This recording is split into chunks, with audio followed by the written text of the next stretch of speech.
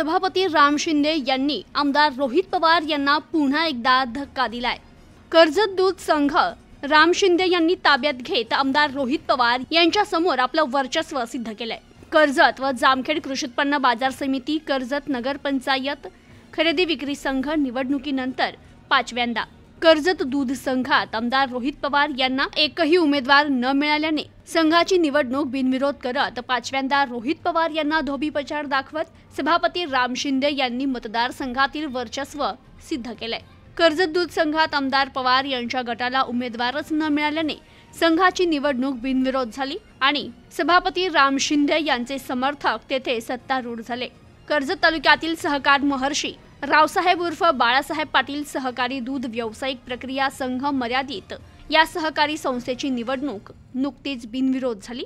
यात सभापती राम शिंदे यांचे समर्थक 15 संचालक निवडले गेले। कर्जत नगर पंचायतीत आमदार रोहित पवार यांची सत्ता असताना तेथील राष्ट्रवादी शरद पवार गटाच्या काही आणि काँग्रेसच्या नगरसेवकांनी बंड केले।